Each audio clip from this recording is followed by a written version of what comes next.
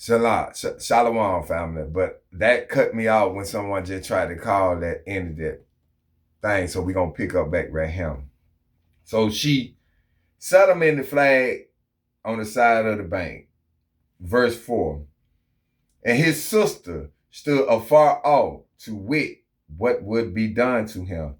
So Moses' sister stood afar off, watching, seeing what was going to be done to him. So she watching and see who was going to find him and what happened to him. Verse 5. And the daughter of Pharaoh came down to wash herself at the river. And her maids walked along by the river's side. And when she saw the ark among the flag, she sent her maid to fetch it. So when she came down, when Pharaoh's daughter came down to wash herself, she spotted the flag on the side of the riverbank, so she sent her maids to go get it. Verse 6. And when she had opened it, she saw the child, and behold, the babe wept. And she had compassion on him, and said, "This is one of the Hebrew child." So she felt a certain type of way about the baby when she seen it. And she said, "This is one of the Hebrew child," because she already knew what they was doing to the Hebrew children. This her father trying to kill off the Hebrew male. So this what she said, verse 7. Then said his sister to Pharaoh. Now, Moses' sister said to Pharaoh, to Pharaoh's daughter, "Shall I go and call to thee a nurse of the Hebrew women, that she may nurse the child for thee?" So Moses' sister, the baby who Pharaoh's daughter found, Moses' sister went to us and saw that, because remember she was watching, and she seen that they got her. So she said, "You think you want me to go get a Hebrew woman to nurse the child?" And Pharaoh's daughter told her, verse 8. And Pharaoh's daughter said to her, "Go."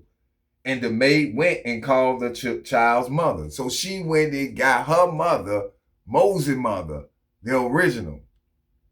So Moses was brought up with his mother. So Moses knew who he was. Moses knew who he was. Listen, verse 9. Because she went and got her mother, Moses, the one who gave birth to Moses. Verse 9. And Pharaoh's daughter said unto her, "Take this child away and nurse it for me, and I will give thee thy wages." And the woman took the child and nursed it.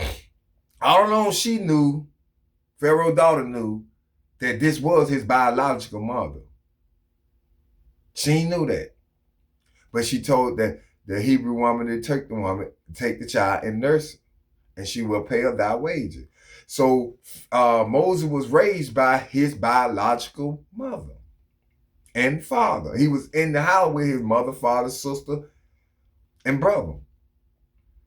Let's continue. Verse 10. And the child grew, and she brought him unto Pharaoh's daughter. So Moses grew.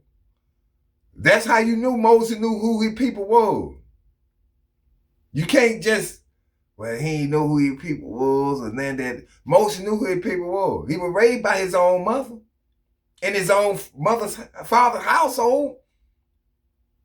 Not just them 3 months, but they practically raised the child. And she gave it to Pharaoh's daughter. Verse 10 again from the top. And the child grew, and she brought him unto Pharaoh's daughter, and he became her son. So Moses became the son of Pharaoh's daughter. And she called his name Moses. She called his name Moses. Moshe, meaning drawn out. That's what that Moses means. Moshe, meaning drawn out. And it said, and she said, "Because I drew him out of the water." That's why he was named. That's why she called his name Moses. Because she drew him out of the water, meaning drawn out. That's what Moshe means, Moses. Verse 11. And it came to pass in those days when Moses was grown, that he went out unto his brethren and looked on their burden. And he spied an Egyptian smiting an Hebrew, one of his brethren. Now, As time went on, it came to pass. Moses, like I said, Moses was raised by his own biological mother and his own biological father household. So he know who he are. So when it came to the pass, Moses had went out. He sitting at Pharaoh's daughter. So he had a little pool. He have a little rank. So it came to pass one day in those days when Moses was grown. Now he grown now. That he went out unto his brethren and looked on their burdens. We know what the burdens is. So he looked at them at their slavery. He looked at them just doing all this work, what Pharaoh put on them, this slave work. He looked at their burdens. And he spied. He saw, meaning he saw an Egyptian smiting. He beating an Hebrew, one of his brothers. He was smiting in Hebrew, one of his brothers. This was Moses seen. Now he know these are his brothers, these people, because you know well why he been brought up in his mother and his father own household that they taught him. You know they taught him who he is. They told him everything. So he know this was dawning on his mind. That's why he went out and he was looking. Verse 12. And he looked this way and that way. And when he saw that there was no man, he slew the Egyptian and hid him in the sand. So when he looked this way and that way, and he seen that nobody else was looking, he slew the Egyptian for smiting on his brother. Now, this letting you know that we supposed to be helping our brother. How we sit around and watch them do our people and we see him recording it, still getting out there trying to help. That's what Moses did. That's what Moses did. He helped his brother. Man.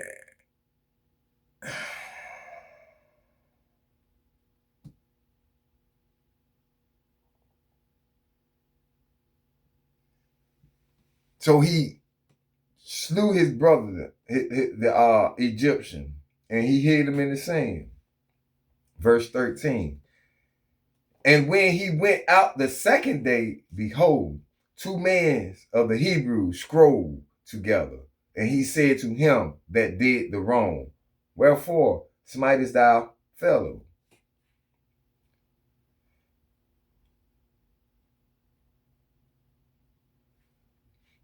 Now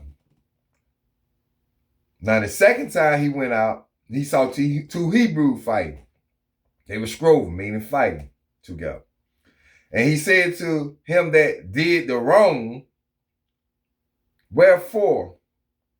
Why are you smiting your companion? He said, why you smite thou thy fellow? Verse 14. And he said, who made thee a prince and a judge over us? Intendest thou to kill me as thou killest the Egyptian? And Moses feared and said, surely this thing is known. So when he said what he said,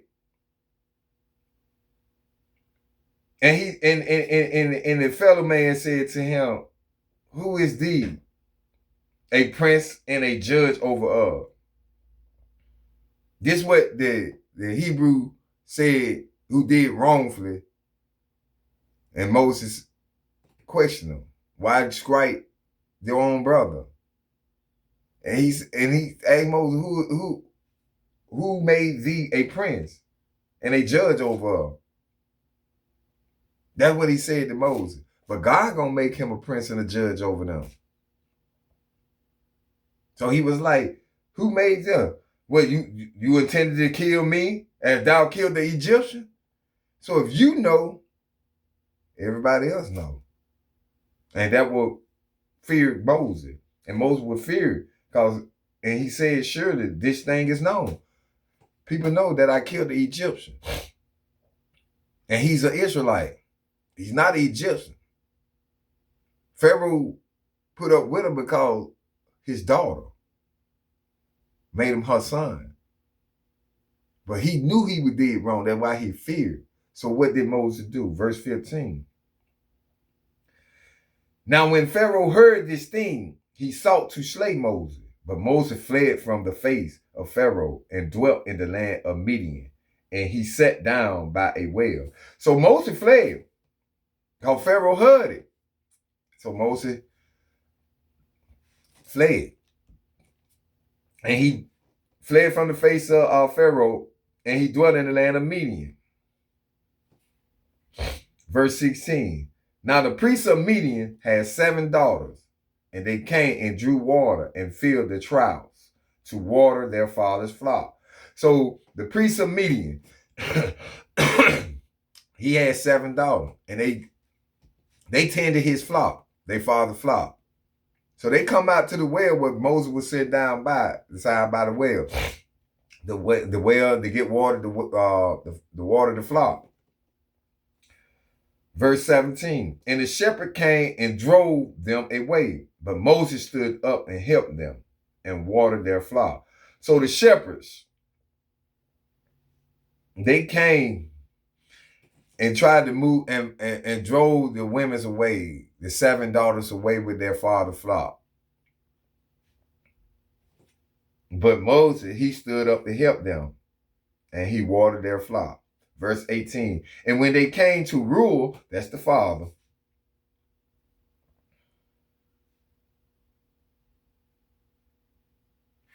When they came to rule, that Jethro, their father, he said, how is it that ye are come so soon today? He was like, how y'all watered the flock so fast and you come back so soon? Verse 19. And they said, an Egyptian deliver us out of the hands of the shepherd. What they call Moses? They said the Egyptian. And Moses is not an Egyptian. So that lets you know that they look like us. We look alike. The Egyptian looked like an Israelite. An Israelite looked like Egyptian. Because they called Moses an Egyptian. Helped her. And Moses is a Hebrew Israelite. He's from the tribe of Levi. He's a Hebrew Israelite. He's from the priest tribe. Levites is the priest tribe. God's anointed.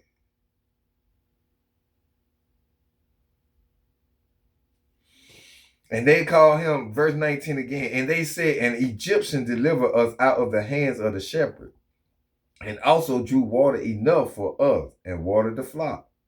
They call him an Egyptian. Verse 20. And he said unto his daughters, and where is he? Why is it that ye have left the man? Call him, that he may eat bread. So Jethro would tell the daughter, where is he? Why y'all left the man out? Call him in and let him sit down and eat bread with us. I want to meet this man. Verse 21. And Moses was content to dwell with the man, and he gave Moses Zipporah his daughter. So Moses was content to dwell with them, and he dwelled with them. Now Moses, remember, he fled away. He was already grown. He fled away. I think he was like 40 years old when he fled. Now he came to Midian when he met the priest's 7 daughters, and he helped them. And the priest Jethro, he gave his daughter Zipporah to Moses, the wife. Verse 22. And she bare him a son. So Zipporah gave him a son. And he called his name Gershom, meaning stranger there. Let's get the definition of this. Gershom is a Hebrew name meaning stranger there or exile, derived from ger, stranger, sojourning, and sham, there, famous, given by Moses to his firstborn son, symbolizing his time as an outsider in Midian before leading the Israelite out of Egypt. The name reflects themes of displacement and exile, appearing in the Bible for Moses, son, and other biblical figures, and is closely related to the name Gershon, often used interchangeable for a son of Levi, say Bible Hub. So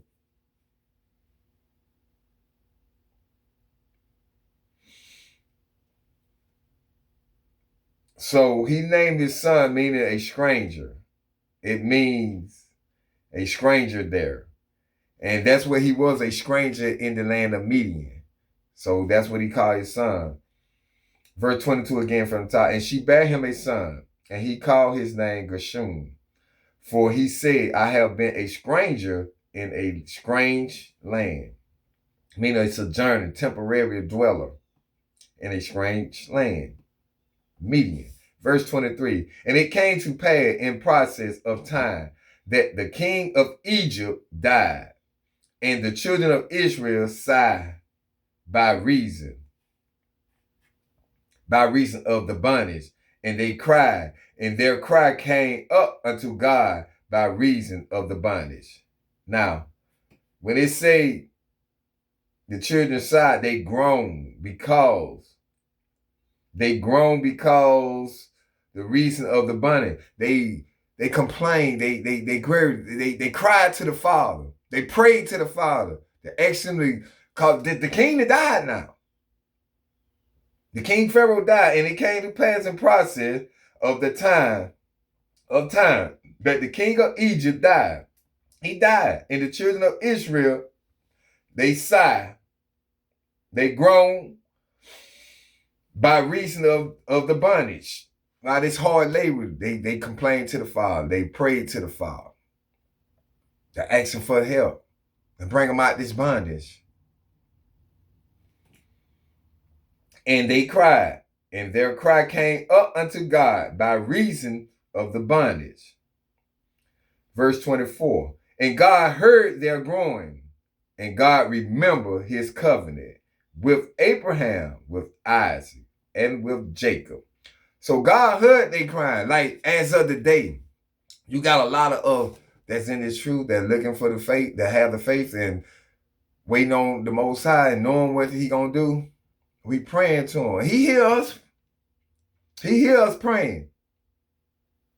He gonna come save us. Everything just repeating itself. The same thing how it went down here, it gonna go down the same way. He gonna repeat, time just repeat itself. So he hearing us crying. He hear the crying, and he gonna remember. He gonna remember his covenant, what he made with Abraham, Isaac, and Jacob. He gonna remember it. Verse 25. And God looked upon the children of Israel, and God had respect unto them.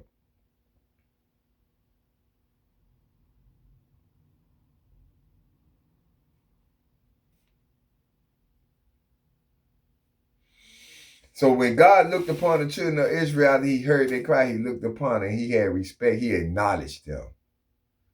He acknowledged his people. He had respect unto them. That was the end of Exodus chapter 2. And I know it been cut up because I had got like 2 calls that stopped. One had this started over, and this one gonna be short. But that was the end of Exodus chapter 2. And y'all can go back over and read it. But it's getting better and better. And we getting along, family. We getting along. So I just want to thank y'all for giving me the opportunity to read to y'all. I want to thank God for giving me the strength and keeping his spirit upon me, for teaching me the wisdom, knowledge, and understanding, and guiding to me. Because what I'm learning, I'm going to try to show it to y'all. You know, like I said, I never stop reading or never stop going back. I still go back to Genesis because there's still a lot that I don't know. Like I said, I'm drinking milk. I'm not eating meat right now. I'm drinking milk, but it's a lot that coming towards me. A lot of questions I have to ask when I keep reading, because I see a lot of things, and it make you wonder, and it make you wanna know more. So, family, family. I enjoyed y'all today, and I hope y'all had a wonderful feast of dedication and a good happy new moon yesterday. I just hope y'all enjoyed yourself, man. But before we get up out of here, we want to give all praise and honor to Yahweh, Bahashem, Hamashiach, Yahweh Shah. And we're going to say the Lord's Prayer. Our Father, who art in heaven, hallowed be thy name. Thy kingdom come, your will be done on earth as it is in heaven. Give us this day our daily bread. Forgive our debts as we forgive our debtors.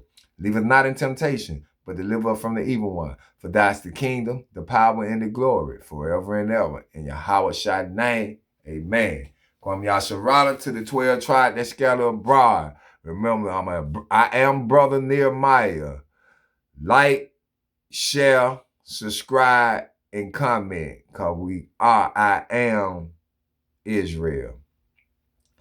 With that being said, man, y'all have a blessed day, and y'all continue your faith in Yahweh Shai. Kwam Yasharala to the family.